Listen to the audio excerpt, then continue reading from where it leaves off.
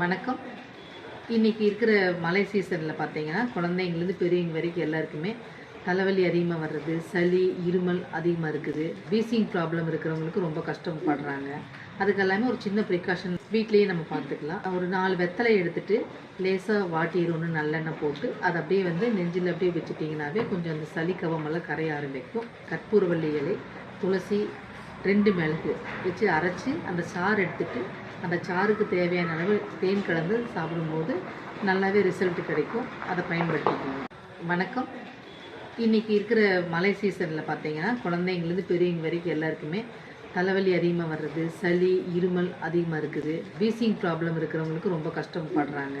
அதுக்கெல்லாமே ஒரு சின்ன ப்ரிகாஷன் வீட்லேயே நம்ம பார்த்துக்கலாம். ஒரு 4 வெத்தலை எடுத்துட்டு லேசாக வாட்டிடணும், நல்லெண்ணெய் போட்டு அதை அப்படியே நெஞ்சில் அப்படியே வச்சுட்டிங்கனாவே கொஞ்சம் அந்த சளி கவமெல்லாம் கரைய ஆரம்பிக்கும். கற்பூரவள்ளி இலை, துளசி, 2 மிளகு வச்சு அரைச்சி அந்த சாறு எடுத்துட்டு அந்த சாருக்கு தேவையான அளவு தேன் கலந்து சாப்பிடும்போது நல்லாவே ரிசல்ட் கிடைக்கும். அதை பயன்படுத்திக்கணும்.